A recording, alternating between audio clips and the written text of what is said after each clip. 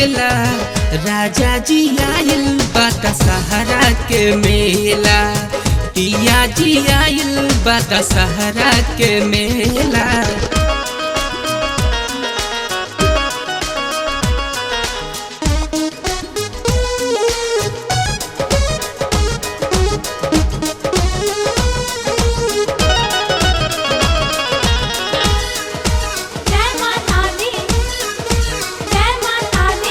लाले लाले चुनरी ले आई सुनर फालावा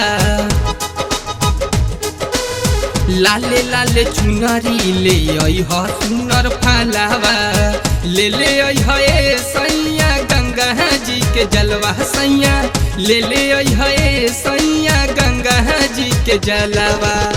छोड़ा न सोबे सैया घर के झमेला छोड़ा न सोबे सैया घर के झमेला। राजा जी हो हाँ राजा जी आइल बा दशहरा के मेला पिया जी आइल बा दशहरा के मेला।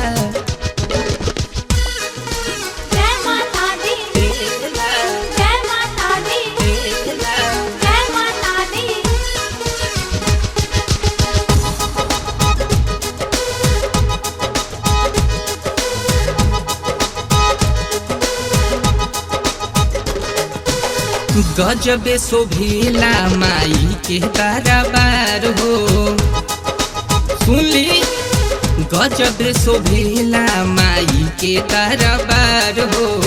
लाले लाले अढ़ौल के लाले लाले हारे माई लाले लाले अढ़ौल के लाले लाले हार।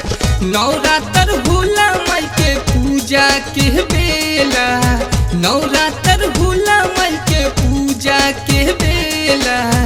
राजा जी हो हाँ राजा जी आइल बा दशहरा के मेला पिया जी आइल बा दशहरा के मेला।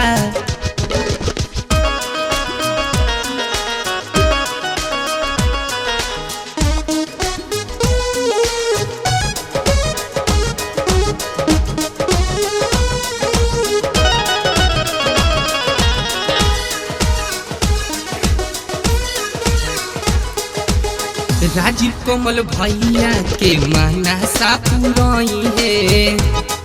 पुरई है राजीव कोमल भैया के मानसा पुरई है। अजित चित्तरंजन जी के साराधा सजाई है माई अजित चित्तरंजन जी के साराधा सजाई है। राहुल हेमंत आज नाची अकेला राहुल हेमंत आज नाची अकेला। राजा जी हो हाँ राजा जी आइल बा दशहरा के मेला पिया जी आइल बा दशहरा के मेला।